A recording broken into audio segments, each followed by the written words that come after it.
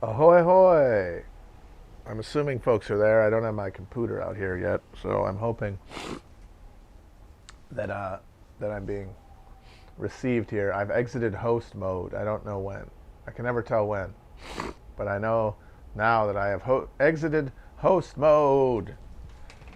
I've exited Post Malone.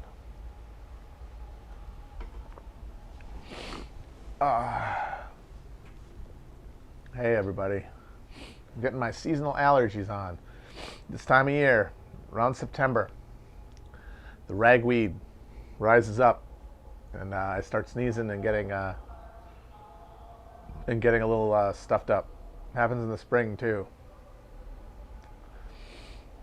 And as folks can see, I am back wearing my strack suit because it's finally kind of chilly. It's kind of fallish. And I got to say, this is very rare for New York. I know half the country's on fire and we're tumbling into a climate apocalypse, but man, last month or so in New York, month and a half has been exquisite. I've lived in New York probably 5 years, 6 years now, between two different times living here. And I got to say, this is the absolute best August I've ever encountered and the best September because in New York, September is usually very muggy here, even if the temperature goes down. And you don't get crispness until like October, at least my experience. This is already crispy and it's not even the 15th yet. Ah, oh, it's fall, baby, and I'm loving it. And here I am. I'm wearing my motherfucking tracksuit, and I love it. I love it. Someone tells me the stream's quiet. I have been told this before. I have the volume entirely up. I have the microphone next to my face. If there's another thing to do, I do not know how to do it. So at this point, telling me won't help because I do not have the ability to interfere with this. Now, as we've said, we're going to do more stuff at the office with Chris. We're going to try to do a stream, I think, on Wednesday. We were going to do one last week, but he forgot the microphone. So we will be in the office. I will have the microphone, and it will be louder. But until then, it's just me here, and I don't understand any of this. I don't know how this works. Remember how long it took me to even get from Twitch, which is like a thing, of a platform that we have an actual like deal with to broadcast content, and I was doing it on Instagram because I didn't have Twitch on my phone. I don't know how any of this works.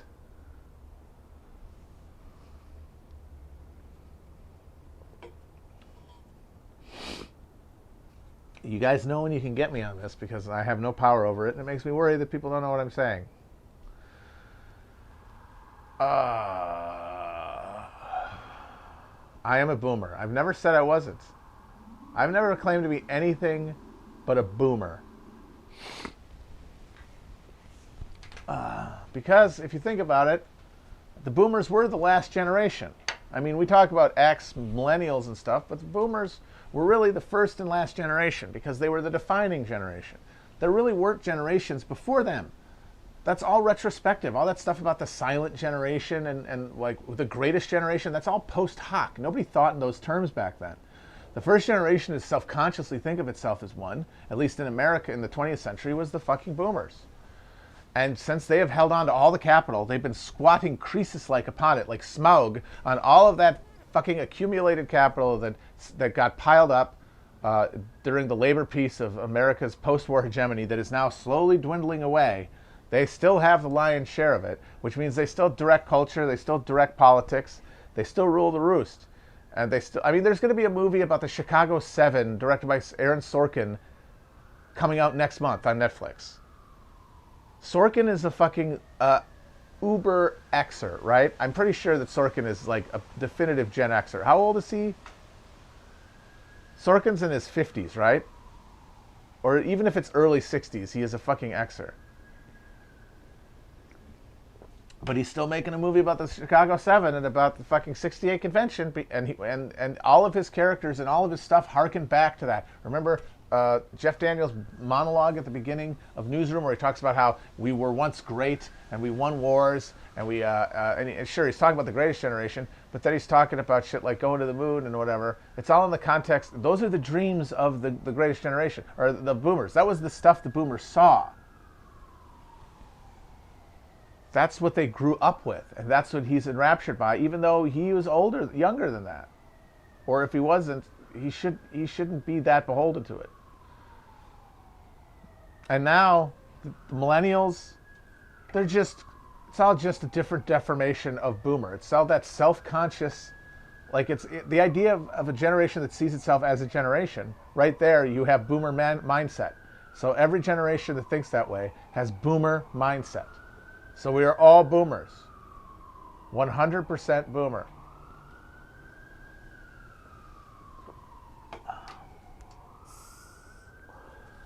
Even those terrifying Zoomers, even the children, are basically boomers. I mean, they're Zoomers. It rhymes. It's boomers all the way down. So I will say it. At least I'll admit it.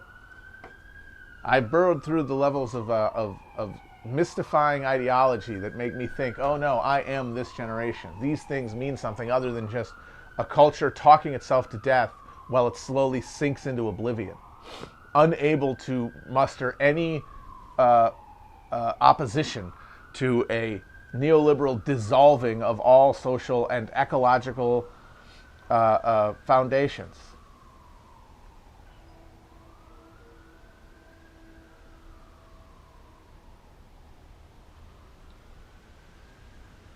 I have to say, though, that I replay these and they sound fine, so I don't know what the hell your problem is. I've never had a problem listening to them, either played back on YouTube or Twitch, so you guys might have the problem. This might be a YP, not an MP.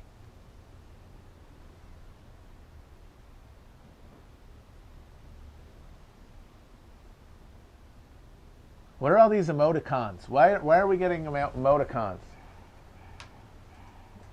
What's going on?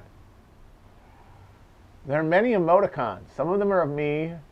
There's one of Alex, I think, lone option on there. Oh, emote only because everyone was giving me the business about the sound. Well, I'm fine now. Now I know that if anyone's doing it, they're doing it as some sort of trolling. So I will disregard.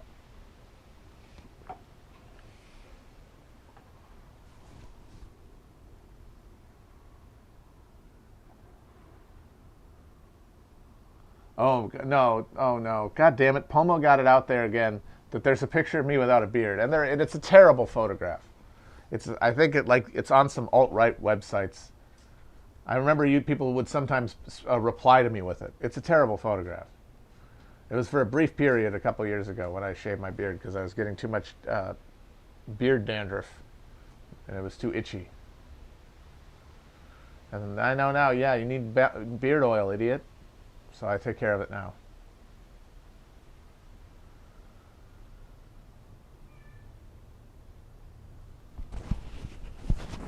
There's not going to be a Rogan debate. Come on. We're barely even going to get an actual debate. It's going to be puppet show. They're going to do race bandit mouths like Conan O'Brien. It's going to be stage managed, somehow edited. It's going to be boring. Sure as shit not going to get 4 hours in Joe Rogan's weed garage getting contact highs while Rogan just blows smoke in their face. I am grilling tonight. Thank you for asking. I'm going to make I have perfected a recipe for a Korean Beyond Burger where I put kimchi and that sauce that I have on a Beyond Burger. Cook that puppy up. And of course, some glizzies. Nathan's, the best.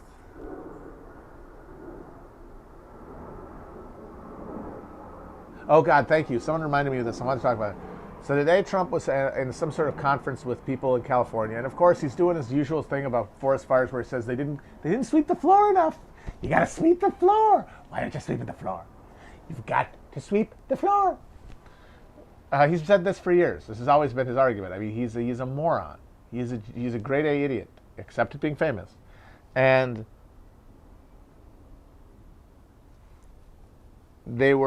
he was talking to some California officials, and one of them decided he was going to get his name in the paper.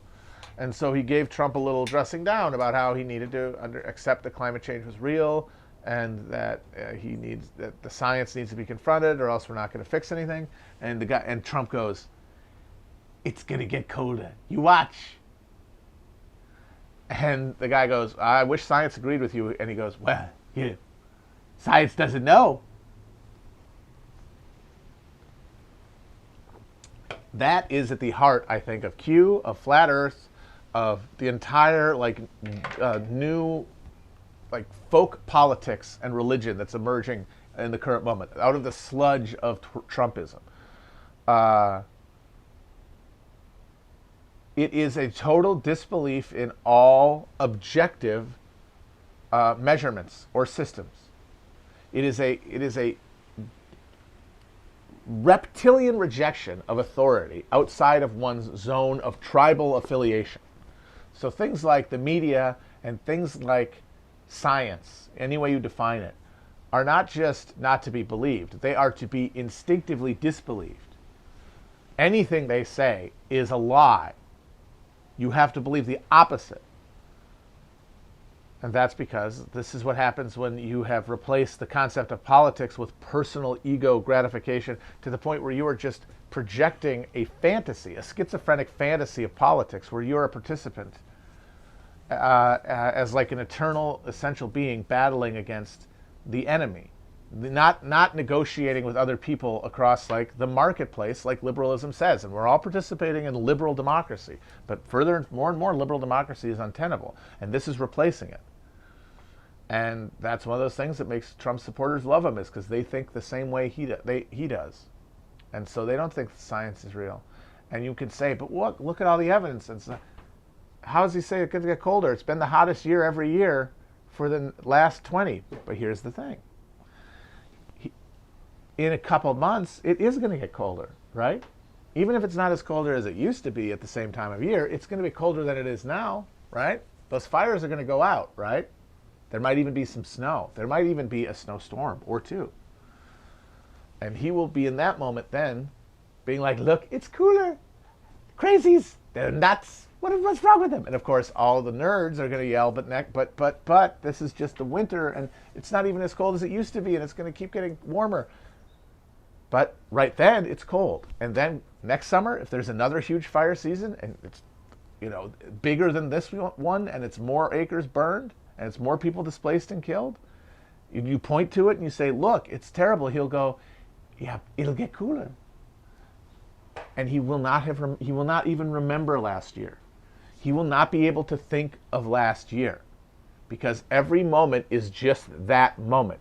But not in like the Zen-centered sense of there is only the moment, everything within it is flux, the only constant is change, and therefore you are free from any fixed position, any damage. Like you cannot be hurt if you really believe that, because there's nothing to hurt. You're part of a whole. You're part of a flow of his space and time, and that centers you and can give you a sense of. It can detach you from your pain and detach you from your anger and detach you from your resentment and hostility to others and fear. But he doesn't have that kind of sense of the moment. It is only the horrors of the moment. It's only the pains and desires and thwarted dreams, the fantasies that have always been there, just out of reach. Like remember, Trump has been driven mad by having everything he wanted his whole life, which means he has never been happy. Because he has always been seeking more, which means he is always moving towards this light that's just beyond his reach, beyond like this gauze of reality. And he's been pushing at it his whole life, and it's made him in every moment miserable. So it's the same moment of misery. And so in the winter, hey, it's cold. What are you talking about, global warming? And in the summer, when it's hot, you're overreacting. It's going to get cold. And that's a mindset that is now dominant, where the enemy is these things like science and the media and the political parties, specifically the Democrats, Hollywood, all the edifices of the fantasy world that we now inhabit that replaced our reality. Because our reality is fixed, right? Politics can't have anything to do with real human conditions because real human conditions are fixed. Our destiny is made by the market. We are frozen in amber.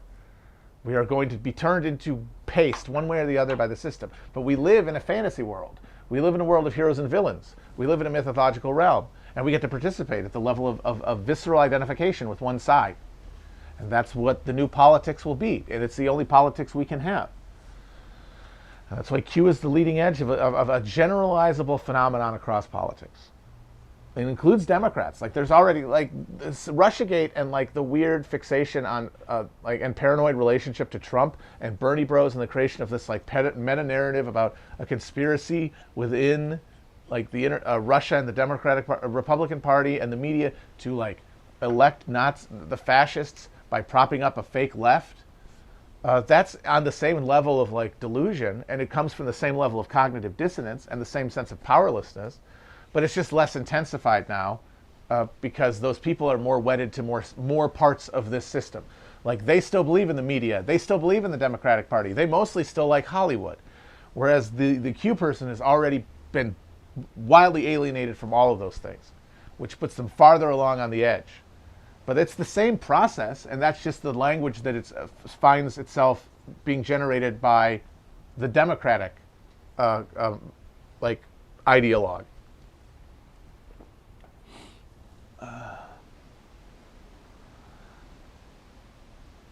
And this allows me a chance to talk about something I think I've mentioned in part before, but I don't think brought together into one kind of idea.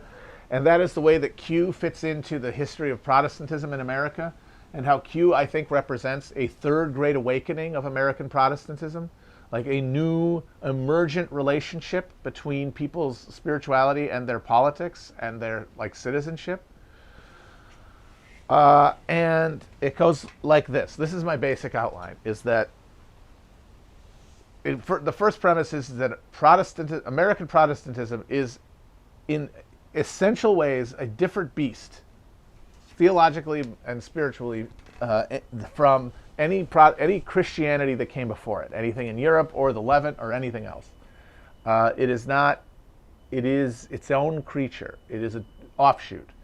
And the main reason I say that is because the United States project, that settler colonial project, created a relationship between citizens and Christianity that essentially removed the spiritual element, i.e. the social element, from the entire endeavor of religion, and made it a purely transactional relationship, a purely marketized, capitalized religious tradition, where because religion, because it is the opiate of the masses in the heart of a heartless world, it provides sort of it ratifies existing social relationships, but it also gives rise to a language of pain, a language of hurt, a language of alienation that was exploited by things like the Munster Rebellion and fucking the Civil Rights Movement.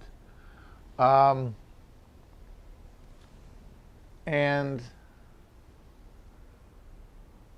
shit, one second, I gotta pop off. I gotta text somebody something. But anyway, so yes, 1 second. Leaving off with Protestantism different. Now we will say why. Am I on? Can you guys hear me?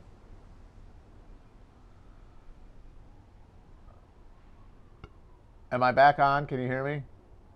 All right, you can hear me. Okay, good. So Christianity is not just doctrine; it's lived experience. It's a social practice, and that is something that you have to remember when you're talking about religion. It's not just doctrine; it's a social practice. The social practice of European Christianity through up until the Reformation was one where one's sense of place in the universe and one's sense of one's relationship to God, which is necessary for anyone to feel like they're participating in a religious tradition. If you can't feel God, you're not really part of it. I mean, you can mouth it, but you're not there. And the way that was reaffirmed was by a social relationship. You were a member of a great chain of being. You had a place, and that place was reinforced and daily, ritualized almost, interactions with everyone around you, other people in the great chain of being, family members, clergy, the lords, whatever it is, wherever your relationship is, it's embedded, it's socially embedded. And that creates a sense of our understanding of God's will, because God cannot be totally inscrutable. If God's totally inscrutable, we have nothing to go by. If God is totally inscrutable, there is no reason to have any code of behavior or any social obligation to anyone, because what are you going off of? God is explicable to the sense that we know what he likes. And so by seeing people interact socially, we see who rises and falls, and we see who's happy and who's miserable, and what causes that misery. We see the sense of God. And yes, it's heavily inflected by the feudal system, and it says, oh yes, rebelling against the order, that's a bad thing. And it normalizes and ratifies that exploitation system. But it does it in a way that has a deep sense, because of the lack of technology and the lack of social alienation. It has a larger degree of built-in legitimacy, built-in consent, I would say. Because people feel obliged to one another, and that's part of what religion is. But capitalism changes that. Capitalism destroys our relationship with one another, removes the obligations, removes that sense of a mystical tie, and replaces it with a transaction of goods motivated by self-interest. Strangers in a marketplace. That's how we're supposed to see each other. And part of it is because as capital is accumulated, society gets more complicated, more people are born, more people live closer together, they go to cities and stuff, and it pulls at that social fabric. The social fabric gets torn as people move through the economics engine, as it tightens its grip. And that means that it creates alienations, and they have to be channeled somewhere. And Protestantism is one way to reframe one's relationship to God in a desacralized space. Protestantism says, no, social practice is not the basis for a virtue. Doctrine is. Individual belief is. Because if you're carrying your soul around by yourself all day and interacting with other people who might try to take it, as opposed to being socially embedded, where your soul is also a little bit part of everyone else's soul that you know, because you only know a few people. You know more people, you're interacting with them as strangers, you're trying to exploit them, you're trying to get more from them than you're giving. That has to be metabolized. These people don't just snap their fingers one day and have new ideas. They have to be resolved. These contradictions have to be resolved.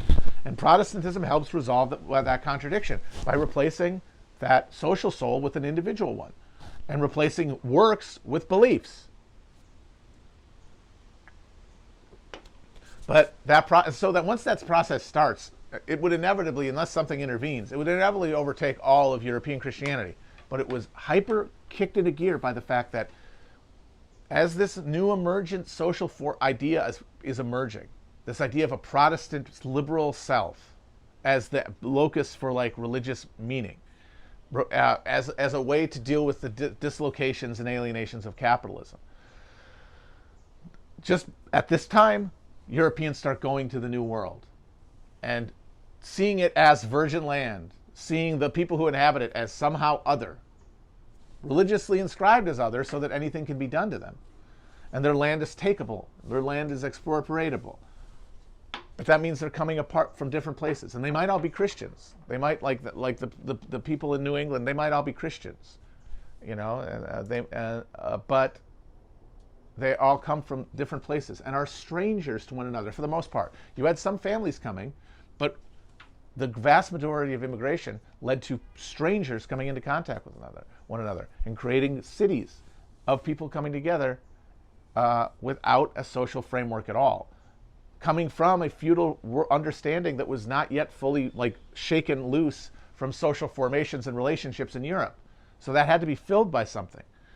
And the first Great Awakening that happened during the colonial era, I think, was that society's inflection point at which they realized a new understanding of their religion and a new understanding of their relationship to God. And Protestantism and Calvinism specifically provided them for the context for this, and provided them for the language for this. And it was, how can we know God's will, right? We used to be able to know God's will because we were connected. We were all tendrils touching one another in a social fabric. We were a seamless garment. I mean, not obviously. This is when I say this isn't speaks to all the alienation and misery of life under feudalism. It was miserable. It sucked. But all of that misery and suckitude was channeled into this affirming social network that didn't require a lot of... How could there have been mass coercion? There was no mass state. You had people, the serfs, if they wanted to leave, they could, for the most part. The misery was massive, but it was unalienated. It was shared by most. Like, even rich people still had to, like, they shit twice a month, and their kids died of the cold, and they lived in drafty castles, and they got to eat meat till they were constipated, but their lives were largely the same. And their lives depended on each other. Now you're in a new world where everyone's a stranger. How do we know what is God's will, and how can we act according to it? And the answer became, because this is a blank slate, this is tabula rasa, and we can rewrite anything onto it through our personal will, driven by our personal souls, then God's will is the sum total of what we do to this continent. What all of us acting according to our souls writes on the continent is the manifestation of God's will. And those who prosper are prospering because they held in their heart the true faith and the true spirit and are true Christians.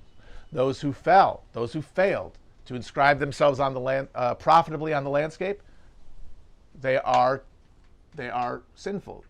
We pity them. We hope they find Jesus, but they clearly cannot be real believers, or they would not be so fucking poor.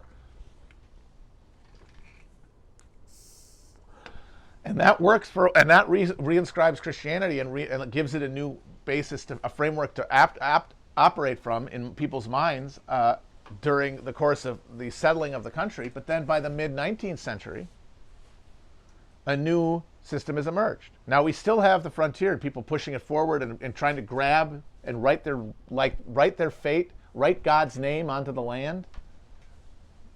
But the people out east, the people who are either relatively recent immigrants or people who have settled in the less, especially in New York, in the northern tier, the less, the people who became the yeoman farmers, where the citizens actually lived. And upstate New York was where the Second Great Awakening was most intense. The burned over district, it was called, also where Mormonism emerged from. And that is because, I theorize, it's the Erie Canal destabilizing that rural idol and introducing the market. Because the market is another challenger to our fixedness. Because we can inscribe our name on the land, but then what about what the banker shows up? What if we have to get a mortgage? What about what our goods will get on the market? Or what if I have to sell my labor? What if I have to go to the city and I have to sell my labor and I'm not even able to direct my own efforts the way I could on a farm? I have to go on the barges on the Erie Canal and see tavern keepers. How am I to know what God's will is there? And the answer ended up inevitably becoming, because that's what the wheel of history was grinding us towards without our consent or knowledge, and our brains trying to frantically keep up, was what God's will is what is inscribed in the market. So not necessarily the land, but if you can get the land, good. But if you can't, well, what can you sell? What can you sell and for how much? What kind of trade can you learn, and what kind of shingle can you put out? What kind of fortune can you make for yourself? Fortune can you make for yourself? And succeeding in the market becomes expression of God's will. Failure, or God's favor. Failure, God's disfavor. And now we've reached the terminal endpoint to that cycle, because the market has, just as our frontier eventually became no longer malleable, couldn't be the place where God's will is inscribed. It became fixed. It became autonomous. Same way that happened to the market, because now the market is totalized, which means the winners and losers are fixed. There is not even an illusion of agency. People are just driven by the Skinner box desire, fear, external coercive mechanism of the market, the debt and bills and hospital costs and healthcare and lower wages and more flexibility and maybe you got to move, you know. But none of it feels, none of it, I'm talking about in a spiritual sense, none of it feels like it's anybody's will, certainly not God's. And instead of accepting a world where God is dead, we have to find a new place where his will can be found. And now we have a new frontier. As another frontier closes, a new frontier opens, the frontier of the internet. Where, yes, we are fixed here in the cycles of deprivation and fortune and you know, labor alienation, material alienation, precarity, the word that defines all those words. But online, we can seek God's favor. We can scry through. We can put an effort into to truly just believe in something. And so that's where Q comes in, I think. And so this is the latest cycle, the new intensification of the cycle of Christianity, American Christianity, whereby now God's will is discovered online. And we use things like Q proofs and memes and the Q clock, like we use a biblical codex or the Talmud to find meaning, to find the Kabbalistic code within it. And Q is the thing that brings all of it together. And now it's going to include all of this mystical rejection of the material world and its structures that have failed at every level to provide the succor that our understanding of the country we live in and the God who rules over us would make possible. And something has to explain it. Someone has to answer for it. And that becomes the shadow form of this like cyclopedian deep state, which of course exists and is capitalism. But these people are too captured ideologically to get beyond that level of abstraction. And I don't know how much hope is for them, honestly. I think if you get there, it might be too late also. Like you might be deep into an epistemic rut and nothing could rout you out, because how can you really convince anybody of something at that point? It's the way I say, you can't convince anybody on the internet anymore. That means the more you believe on internet stuff, the less you can be talked out of it, the way you couldn't talk someone out of a religious belief. They have to be stopped from converting in the first place. Or you hope that they fall away from it. But that's going to happen regardless of you. You're not going to talk them out of it discreetly. You've got to fucking cut it off. And you've got to get people before they can get it. And that's the race against time the left has. And I'm not terribly optimistic.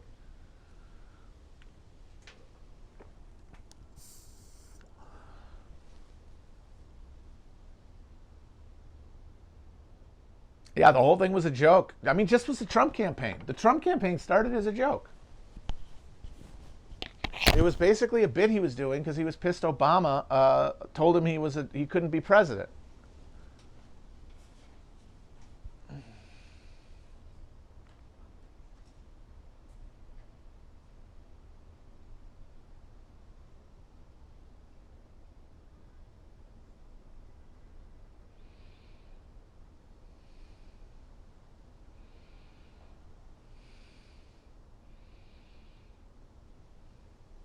The problem with trying to get Q people to acknowledge capitalism as the root of a problem is that they believe capitalism is part of the fiber of the Christian. Like when I was talking about how Protestantism is like a spiritual expression of capitalism, it's a spiritual practice that can be compatible with capitalism.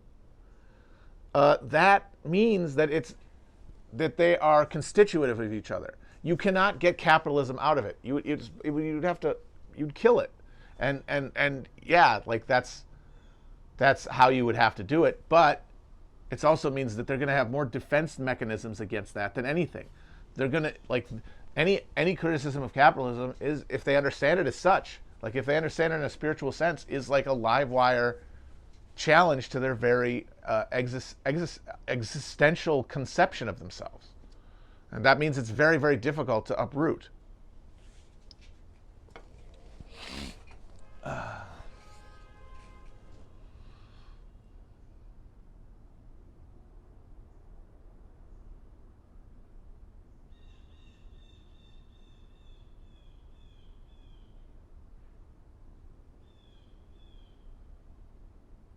I'm drinking a Schweppes Black Cherry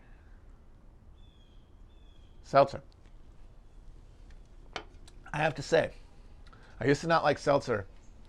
I used to prefer soda because I thought like the unadorned seltzery taste was too overpowering. I liked it sweet, but I've basically waterboarded my mouth with enough of this shit that now I like it, and it does most of the job that that Coke used to do. Oh, I wrote a letterbox review of Invasion of the Body Snatchers, the Philip Kaufman 70s version, and I just said that if they did one now with this sort of same vibe, it would be about TikTok, and it's just, I don't know. I wasn't even really thinking about it. The movie's okay. I didn't just really have anything to say about it. I guess I just meant that that movie very much takes Invasion of the Body. The Body Snatcher are a metaphor for like. I think it's supposed to be a metaphor for like self-help culture in the 70s. Like as the 70s were turning into an insane asylum, and as like social cohesion was going out the window, and as the economic foundation was crumbling around everybody, and society felt like it was like on the verge of some sort of tipping point. Certainly economically, when you talk about the oil embargo. That there was this movement to soothe people out in a without religion, but like with spirituality, like a new age or radically like self-accepting psychological, essentially snake oil. Like all of that stuff was snake oil. It's the same. It's like it's all Dianetics. All of it's L. Ron Hubbard stuff. Like someone who is charismatic or smart enough to construct out of like real pain and real alienation a quick fix remedy that incorporates enough truthful scaffolding to hide the empty inner core. And that stuff just proliferated. And now we don't even have that. We just have social media entrepreneurship. Like the only hope for the proles is that you can do this. You can do being on the internet good enough that you can avoid the perils of the market entirely. Like I did. I mean, I'm exhibit A of this. And now it was podcasts. You know, for a while it was like you get a book deal out of a Twitter account. And now it's being a TikTok oaf.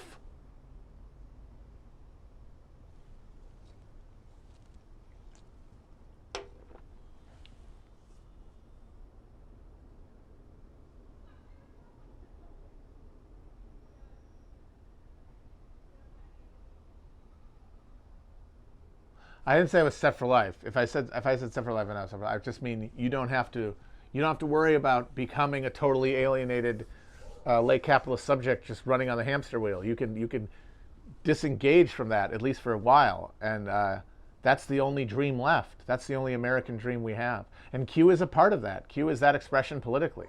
Like you can solve the codex. You can solve the Da Vinci Code, and it'll unlock the fucking seal Gondor, and the light will shine through, and there will be no death, and all shall be well, and all shall be well, and all manners of things shall be well. And Prester John and his righteous armies will come over the horizon to redeem mankind. The revelation. These guys are apocalyptic, very much exclusively. They're like this whole Trump unveiling when all the deep state pedos get executed. That's the apocalypse in their mind, in the sense that it is the end point. This is the new expression of end times Christianity. Remember at the turn of the millennium in the fucking Left Behind series, and it was all going to be the rapture. You remember the rapture, the way that was a meme until like 2008 during the Bush years? That all the Yahoo Christians thought that one day all the righteous would just get spared, like they get sucked up to heaven before tribulation began, because as the most cosseted and physically pampered people in history, people who believe that their amount of physical and social suffering is the sum total of their suffering for them would be to be out of God's favor. Like to suffer at all is to be punished by God for having done something wrong. So they can't even conceive of suffering through tribulation. No, they will be risen up, and they get to watch. You don't hear about the rapture anymore. You're going to hear about Q, but it's the same impulse, just farther along, accelerated farther along, and made more insane by a more insanely disorienting social matrix, i.e. social media.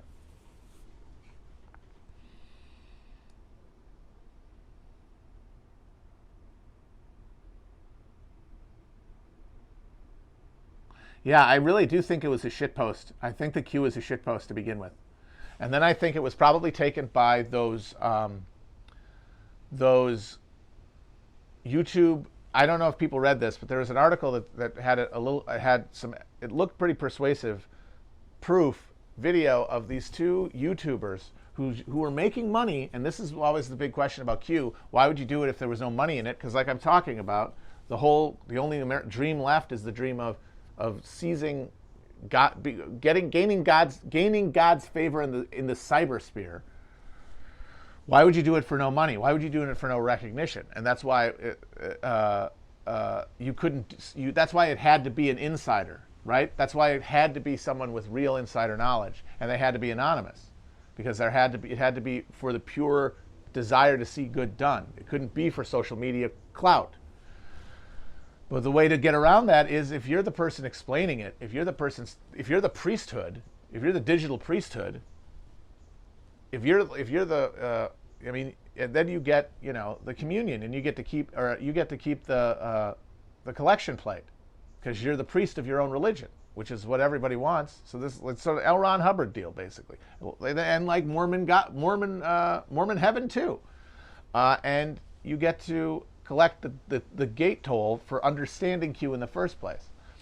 And there's video of one of these guys accidentally logging onto Q while they were streaming live in one of their well-trafficked and remunerative YouTube channels. And now it looks like at some point maybe they sold it. I wouldn't be surprised if they sold it. And honestly, if they did, they sold low to that pedophile psycho 8chan guy. But honestly, though, I think that if they did sell, unless they really needed cash fast, they blew it, because this could really be like an Apple type situation. But the thing that could stop that, and it might be too late, honestly, is that because Q has posted so much less, as Q has gotten much more popular, his contribution to the whole thing has been denatured. He is less integral to the process. Most of the stuff that's really important Q canon didn't come from directly, or even like through a direct inference from a Q post. And even if he wanted to change the direction or like seize control of it for some specific ends that were against the momentum that was being built socially, they wouldn't be able to do it. It'd be King Canute trying to hold back the tide.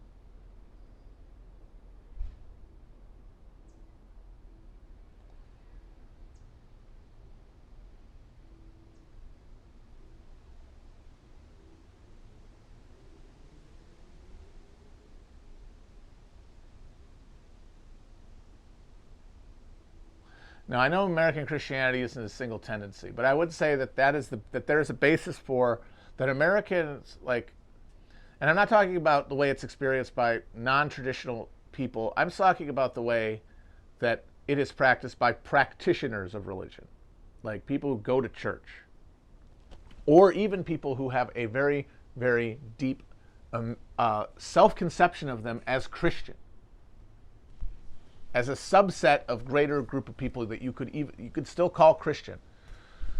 That there is an American Protestant cosmology, like a materialist Christianity, where God's will is seen on earth. Heaven is on earth, hell is on earth. And who is one place or the other is God's will, because we are all driven by our own souls towards light or darkness. And Obviously, not everyone thinks that. There's plenty of people who don't believe that, but I'm talking about like not just the way people, the majority of people understand themselves, but the way that their understanding expresses itself in politics and culture. I would say that that is American Christianity, this Protestant evangelical conception, and that even Catholicism at this point, for the most part, accepting like maybe immigrant communities, where, by the way, Pentecostalism and evangelicalism is making a big inroads. American Catholicism is essentially now a subsidiary, doctrinally distinct, but tributary faith within that greater tradition. Like it's like Episcopal. You got your Presbyterians, your Methodists, your Baptists, your Pentecostals, your Catholics. And that's all like on the same level of distinction.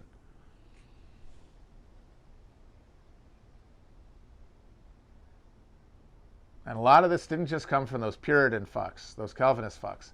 It really came in terms of like creating the like the cultural backbone, like creating the social lived experience of this religious tradition. Fucking Scotch Irish, holy shit, those motherfuckers.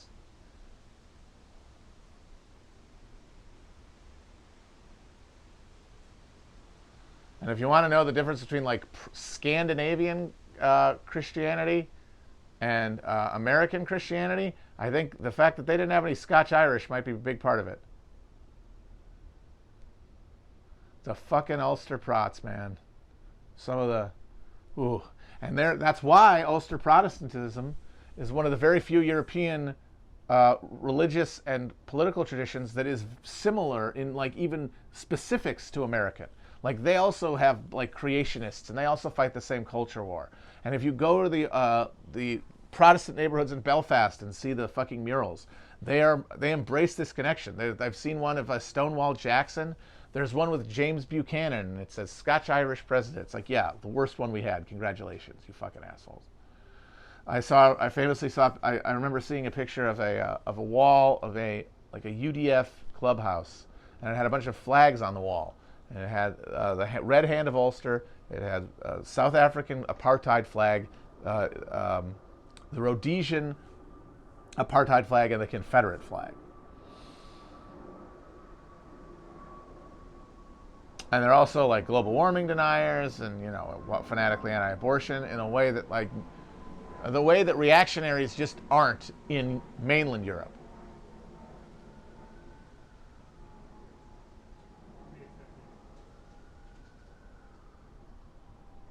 How long are we gone now? I gotta. What time is it? Anybody? I don't have my laptop out here. Does anyone have the time? Not the length of the stream, but the AM PM type situation. 6:37. All right, great. All right, I'm gonna wind down pretty soon because I think. No, wait a minute. No, I got like 10 minutes left, I think. All right, or longer. I have 15 minutes. 15 minutes. What's Scientology's relationship to American Christianity? It's essentially the scienceized. It's the grad student version. It's American Christianity where the experience of living in the technological innovative moment, and also the spiritually destroying moment of World War II, the atom bomb and the Holocaust. You cannot accept God as a supernatural conception, the way that Christians can in those services, in that instance, if you have a certain frame of mind, if maybe you have a certain education, if you approach things from a more empirical, a more grounded, a more secular perspective. And that's going to be a product of your upbringing, your brain chemistry, all these things out of your control. And if you end up on that end of the spectrum, one answer to what is the good now in this madhouse that shows God that humanity has almost limitless power to do evil. But what about good? And it is a science-based, a science replacing God, but having the same purpose. The idea of giving people a ability to write themselves across the world and into outer space and see gods, Xenus, whatever, will reflected in the success or failure of the venture.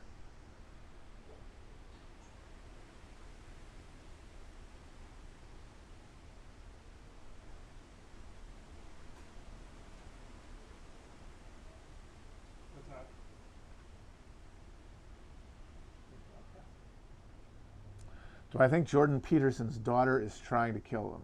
I don't want to get sued for making claims without basis, but I will just say this. She certainly doesn't seem to be treating him with a lot of care. And I'm sorry, it might be a cheap shot, but you do have to wonder how much of that is his responsibility as a father. I'll just say that. But it does look like his shit sucks, and I kind of feel bad for him. Maybe I'm wrong. Maybe I'm wrong. Maybe putting him in a medical coma at like in a Serbian like Bosnian labor camp during the middle of a fucking pandemic after feeding him game meats for 5 years that's all in his best interest.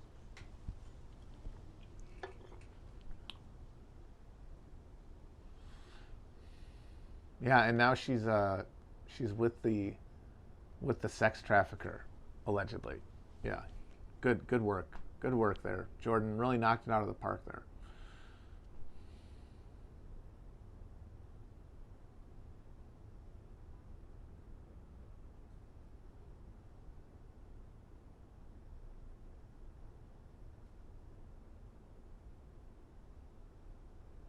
I am not on the all beef diet now. I'm trying to reduce my beef intake, actually. I'm de-beefening. Like I said, I'm making Beyond Burgers with kimchi and my beloved gochujang sauce.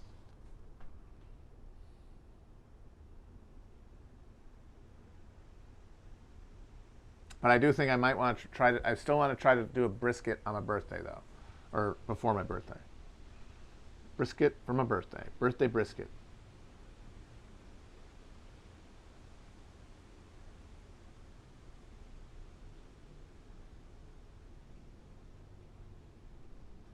Oh, one other thing about Trump saying, it'll get colder. You watch.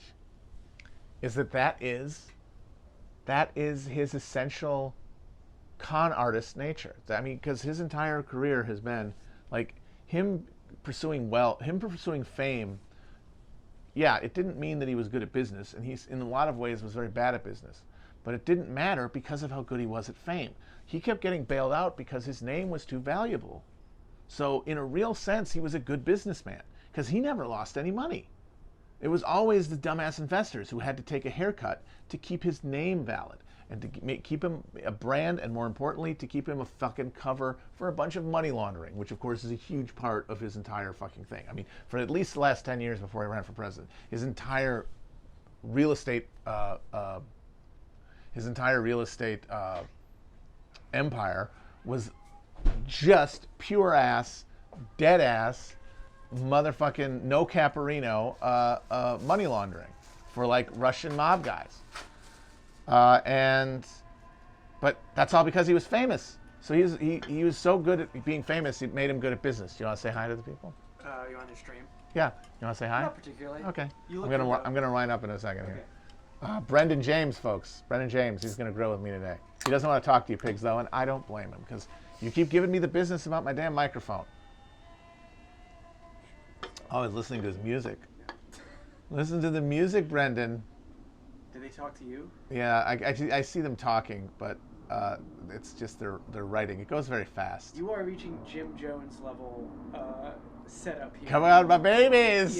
You're in a... Come on, my babies! Lay down! A flamboyant outfit, talking to a little screen. Yeah. In your in my lair, compound. In my compound lair. No, I'm feeling jonesing. I'm jonesing it up right now.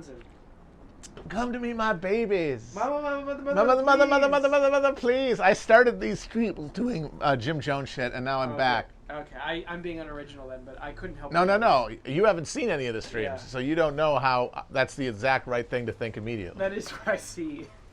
Fuck, what was I gonna say? Sorry. Shit, I was gonna finish this thing about Trump. Money laundering for Russian. Yeah, that he's famous, but he's good at business because he's good at being famous. Oh, right. But his actual business dealings were just kicking the can down the road until somebody bailed him out and scamming people into giving him more money and bridge loans and shit. And so it would always be, just you watch, it'll be worked out. He goes to Atlantic City. Hey, what about junk bonds? No, you watch, we're not going to use any junk bonds. And then nothing but junk bonds. And so he can say, hey, what does it matter to him? He's only president for another 4 years. He can say, it'll get cooler. You watch. And if it doesn't, what difference does it make? He got out of that moment. And that's all he meant to do. All right, guys, this is a good one today. Bye-bye.